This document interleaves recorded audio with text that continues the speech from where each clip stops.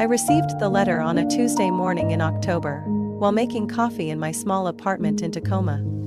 The ivory envelope, stamped with the logo of some law firm I'd never heard of, sent a chill through my palm before I even opened it.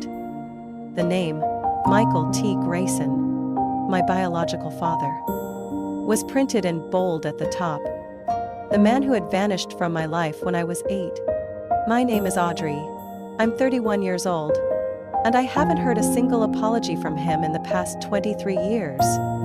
When I tore open the envelope, my hands were trembling like I was signing my own sentence.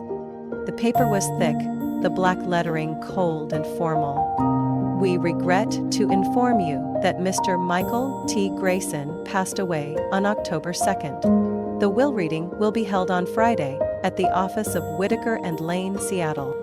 I froze. A part of me had already believed he'd died long ago.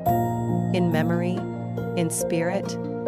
But this time it was real. He was gone, and somehow, still managed to leave behind one last mess. Like a farewell gift. "What's wrong, Audrey? You've gone pale," said Rachel, my best friend, from the kitchen, holding half a slice of toast. I handed her the letter silently. She scanned it quickly and looked up. "Grayson? That's your dad?" I nodded. "He's dead. And I'm invited to the will reading." "You're actually going?" Rachel frowned, anger rising in her voice. "After everything he did?" I let out a dry laugh. "What exactly is everything?" "He didn't fight. He didn't call. No letters, not a single dime in support. The last time I saw him was on my 8th birthday. He gave me a teddy bear, then left." Rachel sat across from me. "So why go?" I glanced back down at the letter. I don't know, maybe to look his new family in the eyes? His new wife? 2 new kids? Maybe I need to hear him deny me one last time, this time from the grave. That afternoon my mom called. Her voice was brittle. "Did you get the letter?" "Yeah. When did you find out?" 3 days ago. I saw the obituary in the local section." She paused. "Are you planning to go?" I didn't respond right away. My head was spinning with questions I couldn't answer. "I'm not going for the money," I finally said. "I just want to know if he ever thought about me." My mom sighed. "Audrey, some questions are better left unanswered." I stayed silent. On Friday morning, I wore a dark gray pantsuit, pulled my hair back neatly. Not to impress, but to armor up. Like stepping into a battlefield. The downtown Seattle office building shimmered with glass and steel. I stepped into the elevator, gripping my handbag like it carried every remaining piece of my childhood. When the conference room doors opened, I saw them, the 3 people who had replaced me in my father's life. A woman around 50 in an expensive cream dress. A young man with a cold stare. A girl younger than him who looked at me as if I didn't belong there. Whitaker, the older attorney, stood up to greet me. "Ms. Audrey Keller, please, have a seat." I nodded, avoiding eye contact with the others. "Now that everyone is here," he said, flipping open a thick folder, "let's begin." I sat across from them, my hands clenched into fists beneath the table. I had prepared for anything, yet a silent fear still surged through me. Eliza Grayson, the woman my father chose after my mother, sat with the 2 children he raised as his own. Thomas, about 25, sharp-featured with eyes like blades, and Lily, barely 20, dressed like she'd stepped out of a high-end TV drama. All 3 looked at me like I was an ink stain on the crisp white linen of their polished mourning. Attorney Whitaker cleared his throat and opened the file. "This is the official last will and testament of Mr. Michael T. Grayson, signed on July 18th of this year." I remained silent, my heart beating in cold, steady thuds. "In this document, Mr. Grayson declares, I leave all real estate, stocks, liquid assets and personal investments to my 2 children, Thomas and Lily Grayson, to be divided equally." My brow furrowed. Whitaker's voice continued, but my ears started ringing. The name Audrey didn't appear. Not a mention, Not a footnote, not even a hint that he had a daughter living just an hour away. Whitaker closed the folder. That concludes the primary contents of the will, unless there are any questions. Wait, my voice came out sharper than I intended. Are you absolutely sure there's no appendix? No clause, nothing else? Whitaker looked up. I'm afraid not, Miss Keller. The will is very clear. Thomas chuckled under his breath, the sound hollow and echoing. You came here expecting a piece of it? After all these years? Lily glanced at me, her lips curled, like she'd just spotted trash on a leather chair.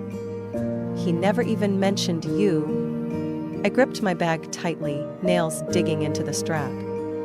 Really? Then what about the pictures? The park trips? The birthday videos with him behind the camera? I let out a bitter laugh. Maybe his memory was erased the day he married your mom. Eliza, who had remained silent until now, finally spoke. He wasn't perfect, but Michael kept what served him. What didn't, he discarded. Whitaker exhaled. If there are no legal objections, I'll adjourn this reading. I stood up. This isn't about legality, it's about the truth, and I intend to find it. No one replied. They didn't need to. To them, I had never existed. Outside the building, I called my mother. She wasn't surprised.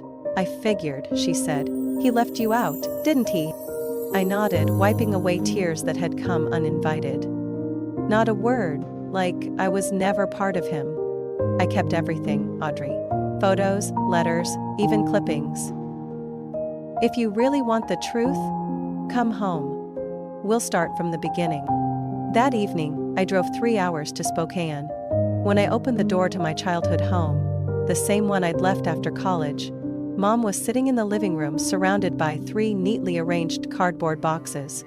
Her expression softened when she saw me, though I could still see the quiet anger at the corners of her mouth.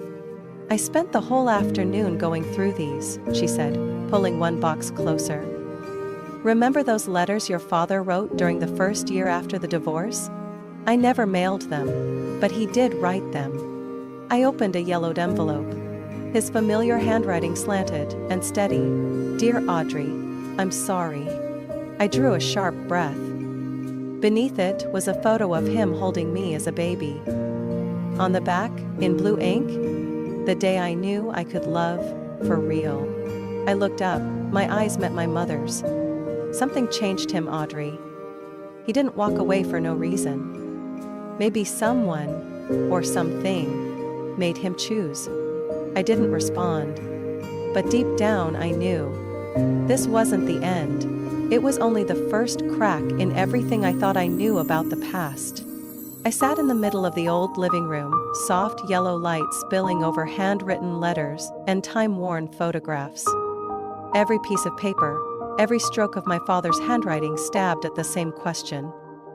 If he truly loved me, how could he let me grow up under the weight of such brutal silence?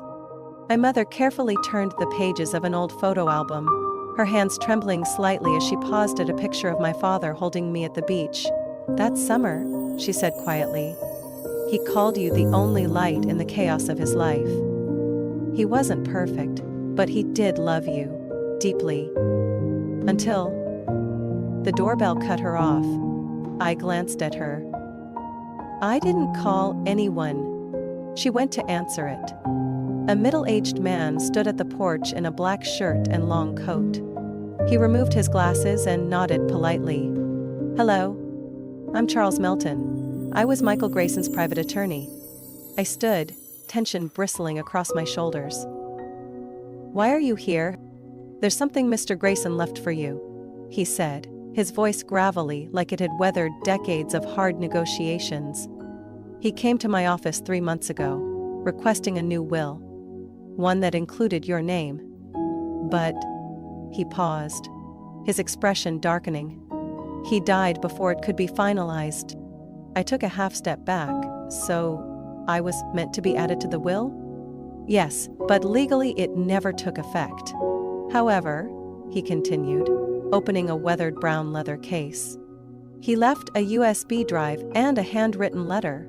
instructing me to give them to you if anything happened unexpectedly. My mother covered her mouth. Michael! He was planning for this. I took the USB drive. It felt heavier than any piece of hardware I'd ever held. Mr. Grayson insisted only you view the contents, Charles said. I never opened it, but he warned, if it falls into the wrong hands, the consequences could be severe.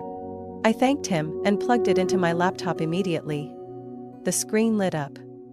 Hundreds of files appeared. Emails, audio recordings, internal memos, financial documents, all flagged in red. I opened a folder labeled CHN Confessional. The first lines stole my breath. Evidence of embezzlement, abuse of power, and financial manipulation by Charles H. Grayson, my father-in-law and current CEO of Grayson Holdings. I collapsed into the chair. Dad collected evidence against his own father-in-law. Eliza's father, my mom asked, her voice tight with shock. I nodded. And more. There are documents showing Charles forced Dad to transfer patents worth tens of millions of dollars, threatening to have my scholarship pulled if he refused. Mom burst into tears. So, he didn't abandon you. He was forced. I skimmed through a series of audio files. One, titled July 14th, Final Conversation, sent a chill down my spine. My father's voice, weary, resolute. If I die, I want Audrey to know everything. I won't let Charles control it all. I'll bring the truth to light, no matter the cost. Then a second voice, colder than ice. If you open your mouth, I swear it won't just be you. That girl, your ex-wife, they'll all be crushed. I slammed the laptop shut, my whole body frozen. We have to bring this out, I said, my voice raw. My mom laid a hand on my shoulder. Slowly, Audrey. If he made those threats, it means he still has power. We have to be smart. No, Mom. I've lived in silence long enough. It's time the name Audrey Keller takes its rightful place in the real history of the Grayson family. I looked out the window. Night had started to fall over the neighborhood, but inside me, a fire had been lit, brighter and fiercer than any silence could ever smother. The following afternoon, I received a text from an unknown number. We need to talk. Alone. Don't tell anyone. It was from Lily Grayson. I hesitated. Part of me thought it might be a trap, but after what I found on the USB, I knew I couldn't keep investigating alone. I replied, Haven's Corner Cafe, 6 o'clock. I arrived early, choosing a window seat. When Lily entered, she wore a gray hoodie pulled over her head, her eyes darting like someone carrying guilt.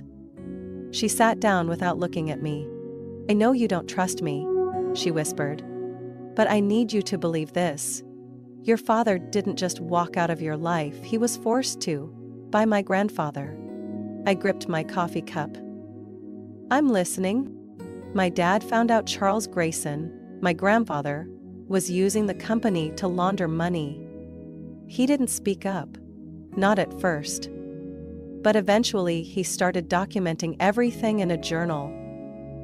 I found it in his office, after he died. She pulled a worn leather notebook from her bag. I recognized my father's handwriting immediately. Lily pushed it toward me. Thomas knows about it too, and he'll do whatever it takes to keep it from you. My stomach dropped. You mean... And he's watching you. Maybe even my mom knows. You need to leave. Now. I jumped up. Lily grabbed my wrist. Wait! There's someone who can help you. He used to work in internal accounting. His name is Derek Hoyt. My dad trusted him. I took out my phone and saved the name. Just then, the cafe door burst open. Thomas walked in, scanning every table. Go, Lily hissed. We slipped out the back, bolted through an alley, and split up at the first cross street. I sprinted into a parking lot, heart pounding. In the rearview mirror, I saw Thomas chasing Lily's direction. I drove off, clutching the journal to my chest. That night at my mother's house, I sat at the kitchen table with the notebook. Each page was a dagger.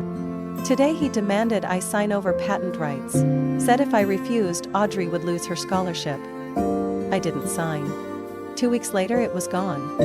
Audrey will hate me, but if I confront him directly, he'll destroy her and her mother. Every word was proof. My father fought in silence, shielding me however he could. I called Derek using the number Lily gave me. A cautious male voice answered. "Who is this?" "This is Audrey Keller. I'm Michael Grayson's daughter. I need to talk." "About Charles Grayson." 3 seconds of silence. "Meet me at the Elmwood gas station, 1 a.m. Come alone." They arrived on time. Derek, a salt and pepper-haired man with sharp, tired eyes, tossed a thick folder onto the passenger seat. "I kept this to protect myself. But if you're really Michael's daughter, I owe him." Inside were forged contracts, shady wire transfers, names of shell corporations, and Charles Grayson's signature. When Michael refused to sign these documents, Charles tightened control over his entire life. His family, his job, his finances, even his health. I think he orchestrated Michael's sudden death. I gripped the steering wheel. "If I bring this forward, will he be prosecuted?" Derek gave a grim smile. "If you live long enough to make it happen." I drove home just as dawn broke. My mother stood on the porch, pale. Thomas came by. He ransacked the front yard. I didn't let him in. "But he knows you're holding something." I handed her the journal and whispered, "Keep it safe, I have a plan." "What are you going to do, Audrey?" I met her gaze, steady. "I'm going to expose the name Grayson. But I'm not doing it alone." And I knew I needed Lily. She was the only key left in the house of lies Charles had built.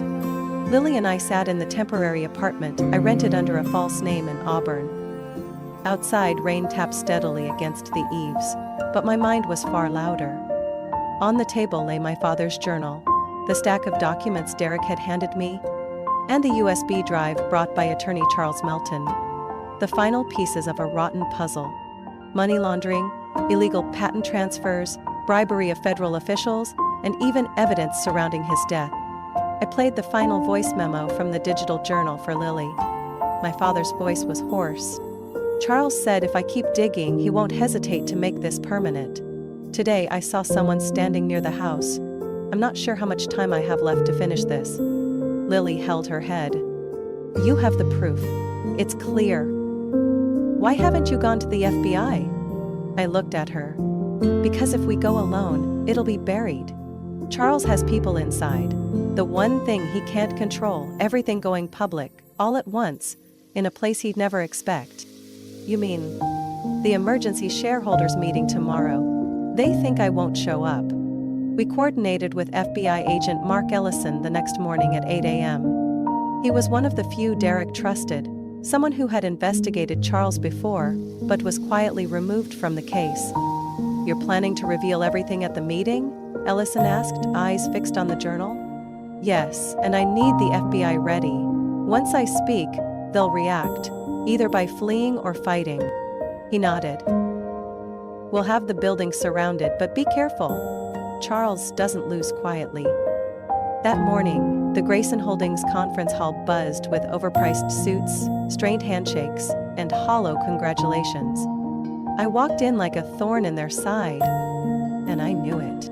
Thomas sat in the front row, caught my eye, and smirked. The kind of smile worn by men who think they're still in control. Charles Grayson entered shortly after. He carried the same unnerving composure, though to me, he was no longer a patriarch. Just a cold mask stretched over a collapsing empire. When the meeting chair began to speak, I stood up. "I have an urgent statement regarding this company's assets, legacy, and leadership ethics," I said loudly and clearly. "My name is Audrey Keller. I'm the only daughter of the late chief engineer Michael Grayson, and today, I'm going to show you the truth." I connected my laptop to the main screen. Documents appeared. Offshore bank accounts, forged patent transfers, photographs of bribe payments disguised as consulting fees, ledgers of payouts to government officials. The room fell silent. Then whispers. Charles stood abruptly. "This is slander. You have no authority here." "Then how about this recording?" I asked, pressing play. "If you don't sign, I'll cut off her scholarship. She'll have no future. And if you open your mouth, the only thing left of you will be a body." Charles paled. Board members shifted uncomfortably. Thomas lunged toward the laptop, but an undercover FBI agent stepped in his way. Just then, Agent Ellison entered with a full FBI team. "Charles Howard Grayson," he said firmly. "You are under arrest for money laundering, bribery, conspiracy to commit murder, and obstruction of justice." Thomas screamed. "Dad, do something!" Charles snarled, backing away. "You think a bastard daughter can bring down everything I built?" I stepped forward, eyes steady. "No? But my father started it. I'm just finishing what he couldn't." FBI agents cuffed Charles, his face contorted in rage. Thomas was subdued moments later for interfering with law enforcement. As the last people filed out, I stood alone, facing the glowing screen. A photo of my father holding my hand in the park when I was 6 lit up the wall. I reached out, brushing the image softly. "You were right, Dad," I whispered. "I did it. But I knew this wasn't the end. This was just the first door swinging open, leading into a legal war, a media storm, and the reckoning with a truth this country was about to face." King County Federal Courthouse, on a freezing winter morning, held a tension so thick it nearly pressed the air out of my lungs. I walked in gripping my father's journal like it was the only compass I had through the maze of power and deceit I'd been thrown into. Lily walked beside me, silent but unwavering. The front rows were packed with reporters, shareholders, and familiar faces who once bowed to Charles Grayson, now avoiding my gaze. The defendants were brought in. Charles wore a dark suit, but the arrogance had drained from his posture. Beside him, Thomas sat cuffed, pale. I recognized that look in their eyes. The dawning realization that truth can't be buried forever. The prosecutor began with solid evidence: forged financial statements, illicit wire transfers, stolen patents, recorded threats, and altered internal agreements. Each slide was a blade peeling back decades of polished deceit.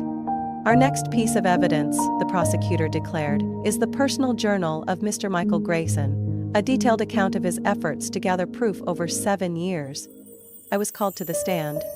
"Your name?" "Audrey Keller." "Can you tell the court who gave you this journal?" "Charles Grayson's youngest daughter, Lily Grayson. She found it in my father's office after he passed." "And do you confirm this was written by Mr. Michael Grayson?" I recognize his handwriting. "And many entries match events documented in his letters and audio recordings he left." The courtroom fell silent as I read the final line of the journal. "If I die, it won't be an accident. If someone holds this journal, use it to protect Audrey. I've been silent for too long." My voice cracked, but I refused to cry. When my father's last recorded phone call with Derek Hoyt played, his confession of being threatened and the looming accident, every eye turned to Charles. Then came the surprise witness. Roy Chandler, once presumed dead in a 6-year-old accident, now stepped onto the stand. In truth, he had been under witness protection after secretly collaborating with Michael. "I was the one who signed off on the fake patent transfers," Roy said. "Michael found out and had me record every closed-door meeting. I still have the originals." The room gasped. Charles shot to his feet. "This is lying. He's supposed to be dead." "Are you admitting to silencing a witness?" the judge asked coldly. Charles sat back down, but it was too late. The trial lasted 5 more days.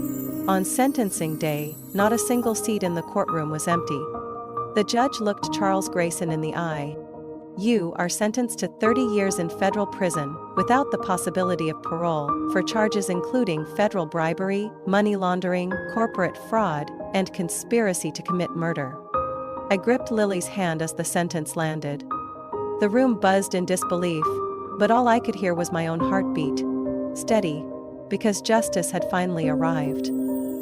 The judge turned to Thomas. For your cooperation in providing information leading to the principal arrest, you are sentenced to 15 years, with parole eligibility after 10. Thomas bowed his head, silent. Maybe for the first time, he understood what it cost to stand on the wrong side of truth. As I stepped down from the witness stand, Agent Ellison approached. You changed the game, not just for your family. For everyone Charles tried to bury. I nodded. I didn't do it alone. Lily squeezed my hand tighter.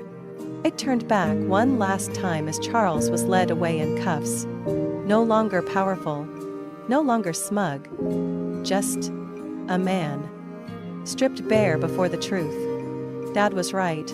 Truth was the one thing they couldn't buy, and I had reclaimed it, with everything he left behind for me. 3 weeks after the trial, I stood in the grand atrium of what used to be Grayson Holdings, now stripped of its old emblems.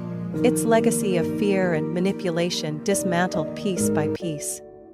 Beside me was Lily, and behind us stood a new generation of stakeholders, young inventors, returning employees, people once pushed to the margins. We had taken the company back. Not to walk the same path, but to rebuild it from the ground up. From this day forward, I announced at our first press conference, Grayson Holdings, as Charles Grayson built it, no longer exists.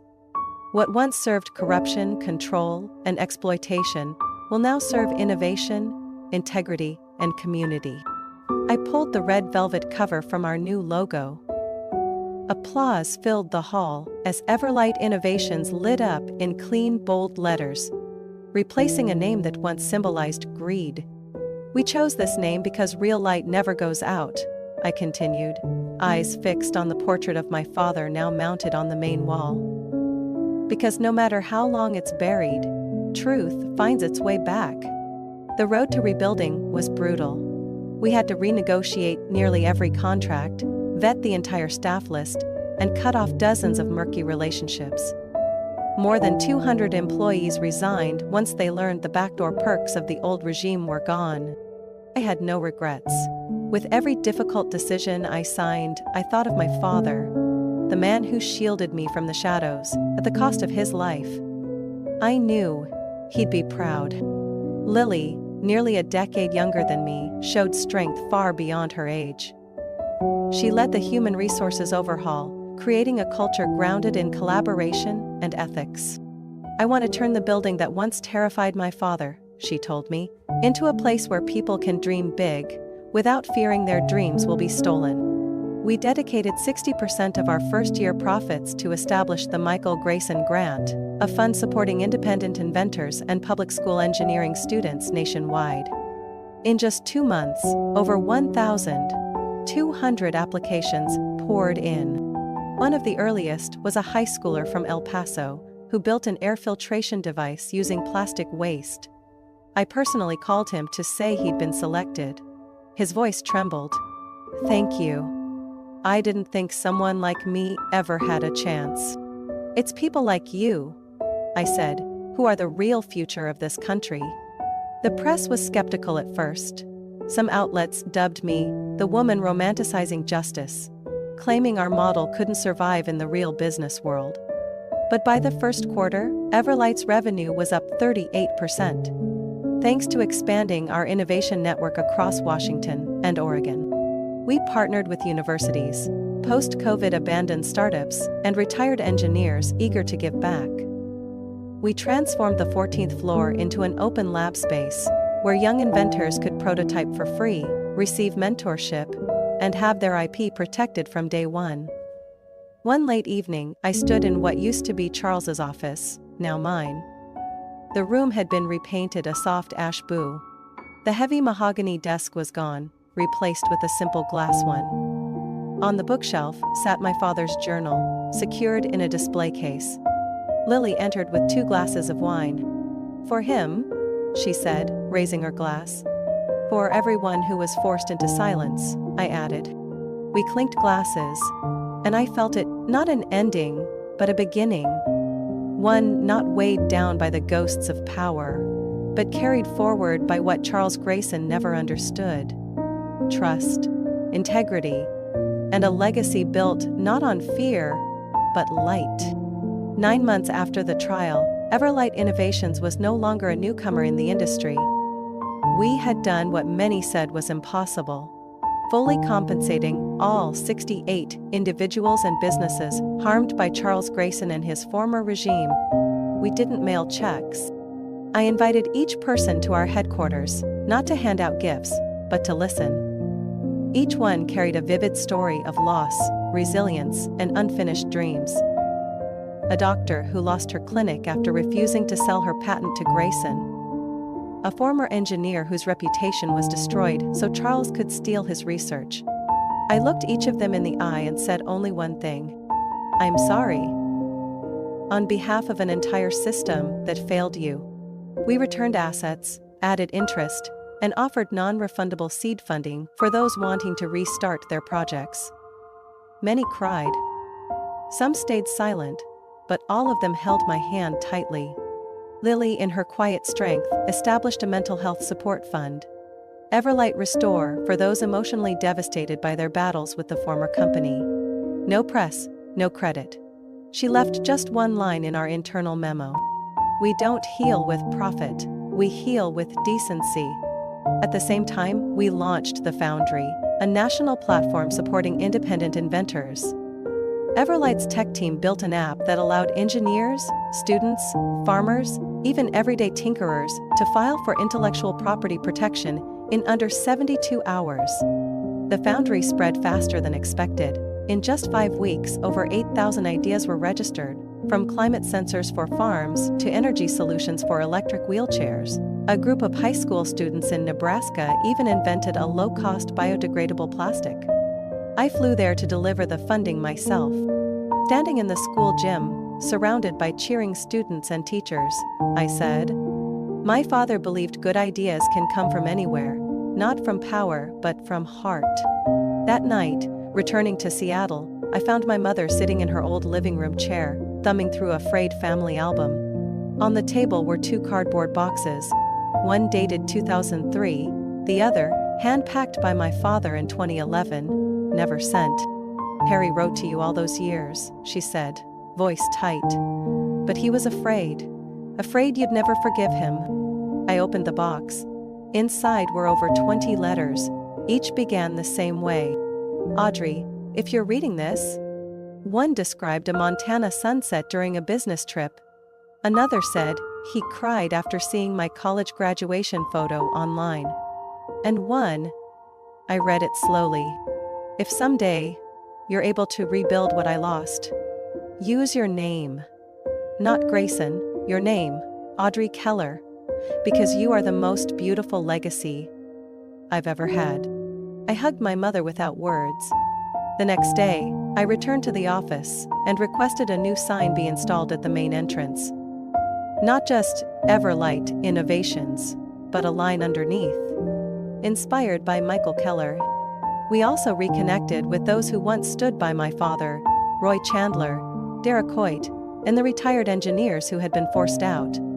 Not only did they return, they became senior advisors for the Foundry. Michael once told me, Roy said in a boardroom meeting, that the next generation doesn't need to be led by money. They need to be led by belief. You've done exactly that, Audrey. For the first time, I no longer felt alone. The network my father once dreamed of had come alive, strong, united, and driven by a single mission: to protect those who dared to think differently and create good in the world. As the sun set over the Everlight building, I stood by the window, holding a photo of my father smiling. Not in a corporate suit, but in a t-shirt. Standing in the apple orchard behind our old house. I smiled back. I thought I had known everything about my father, about the quiet years he spent fighting, the evidence he gathered, the sacrifices he never voiced. But on a March afternoon, when a records clerk called to say a personal safe, registered under the name Michael Keller, had been discovered behind a false wall in an old Grayson Holdings warehouse, I knew there was still something he wanted to leave behind. The safe was modest in size, hidden with intention. I went with my mother and Lily. It required both a code and a fingerprint to unlock. Inside, everything was arranged with almost reverent care. There was a mahogany box, engraved with the words, "For Audrey, if you find light in the ruins." I lifted the lid. Inside were 2 silver hand-engraved lockets, each shaped like a small star nested in a celestial circle, resembling a personal star map. On the back, "There's always a way home." One locket already held a childhood photo of me. The other frame was left empty. My mother gasped through tears. "I had them made in 2006, she whispered. "That's when he planned to see you again. But then," her voice cracked, "he was afraid he'd only hurt you more." I gripped the locket, feeling the cool metal, heavy not from weight but from all the years of unspoken love it carried. Below the box was a stack of documents, each page handwritten by my father, outlining a detailed plan not only to expose Charles, but to rebuild the system he once believed to be untouchable. "If you're reading this, then you've done what I could not," the first line read. "But Everlight shouldn't just be a company. It must be a shield for those who were silenced by the very hands that forced me quiet." He had mapped out partnerships with public technical universities, secret scholarships he'd funded for nearly a decade. There was a list of people blacklisted by the industry simply for opposing Charles, with a note: "These should be the first people invited back." In a smaller envelope was a file labeled Aurora Project, a dedicated tech center for women engineers. My father had written, "If the next generation of women can create without being dismissed or excluded, then I'll know my life meant something." That evening, we returned to Everlight's headquarters. Lily stood in the central office, with the Aurora file in her hands. "I want to make this real," she said. "And I want it to carry his name." I nodded. Not just his name, his spirit. 3 months later, the Aurora Center opened in Denver, Colorado, the city where my father began his career. On opening day, I wore his locket, and Lily wore the other. Together we cut the ribbon in front of hundreds of female STEM students, retired professors, and those my father had quietly helped over the years. Michael Keller wasn't just a father, I said at the podium. He believed in the power of small people with big ideas. Today, we carry that belief forward, not in promises, but in practice. After the ceremony, my mother handed me one final letter she had kept all these years. It was handwritten, carefully sealed, and marked, "To Audrey. If you find your own way." I read it alone in my office. "My daughter, I'm sorry you had to walk so far without a guide. But that's why you became exactly who I always knew you could be. Strong, steady, uncompromising with the dark. I never wanted you to be anyone but yourself. And if you ever feel alone, remember, you carry the light, not just from me, but from everyone you've helped rise again. Never doubt your worth. I have always loved you. Michael Keller." I folded the letter and placed it in the left-hand drawer of my desk. After everything lost, I no longer searched for endings. That morning, sunlight streamed through the glass facade of Everlight's high-rise headquarters like a silent reminder. Some wounds need time, but some ideals must begin before they ever fully heal. I stood outside the main conference hall, where the National Technology Ethics Summit was underway. For the first time since the Charles Grayson scandal, a private company had been invited to host, and Everlight was chosen. Not because we were flawless, but because we had risen from the wreckage left by those who once abused power. The hall was full. On stage, the Everlight logo glowed in soft white, with a new tagline beneath it: "Ethics isn't a choice, it's the foundation." I began with a story. I was once a name erased from my own family records. I stood in court and no one called me my father's daughter. But from that very place, I learned titles don't define worth. Truth and courage rewrite history. Applause followed. But I didn't stop for applause. I spoke about the changes Everlight had implemented, our open governance model, the internal whistleblower protections, and quarterly transparent financial disclosures. A practice no private tech firm had ever voluntarily adopted before. "We're not building an empire," I said firmly. "We're building trust." Then Lily took the stage to share the progress of the Aurora Incubator, where hundreds of inventions were now being tested in the real world. She didn't give a long speech. Instead, she played a short video, young Latina girls in Texas building robots from recycled parts, captioned simply, "Sponsored by Everlight." As I stepped off the stage, I saw Roy Chandler, the former engineer ousted by Grayson, waiting in the back row. "You once said my father wasn't just an engineer," I said. Roy smiled. "And today, you proved that true. Not with words, with how you live." On the way back to my office, my phone buzzed. An email from the Department of Commerce. A formal invitation for Everlight to be a lead partner in a new federal program for sustainable innovation. I replied with just 2 words. "We're ready."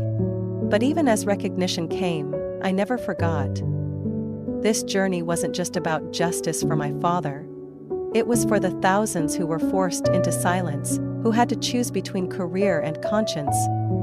And we, the generation that followed, had a duty to choose differently. To choose right. That evening, Lily invited me and my mother for dinner at the former Grayson family apartment, now transformed into a community residence for young women in STEM. The kitchen still had its warm glow, but it no longer harbored secrets. Now it sparked workshops and mentorship circles. After dinner, my mother handed me a sealed box. This was found in the second secured safe in Montana, addressed and postmarked in 2002. The day you graduated high school. Inside was a USB, converted from a VHS tape. I plugged it in. Grainy footage appeared. My father in a winter coat, standing in a snowy field. Wind howled. But he looked straight into the camera. "Audrey, I don't know if you'll ever see this, but if you do, it means you've gone further than anyone in this family ever dared. And I hope, even if someday you feel lost, you'll remember, the light doesn't come from outside. It comes from you." The screen faded to black, but I sat still. Not from grief, but from knowing that, after everything, I was exactly where I needed to be. Everlight still faces challenges. We continue to stand against old-world corporations trying to buy us out or steer us off course. But now I know, real values aren't for sale. We don't need to win every battle. We just need to stand firm. We just need to do what's right. Because real light is when you look in the mirror and know you haven't compromised. And for me, Audrey Keller, this journey is only beginning. Audrey Keller's story proves that justice isn't just handed down in courtrooms, it rises from the courage to confront darkness. Once erased from her own family, she became a symbol of rebuilding. Not through vengeance, but by redefining power itself. Ethics, transparency, and compassion. In a world where trust feels increasingly rare, Audrey's journey reminds us that truth, when defended with love and will, can reshape an entire generation. What are your thoughts on Audrey's journey and the legacy she's built? Share your reflections in the comments below. And don't forget to follow the channel for more powerful, real-life stories about family, justice, and renewal.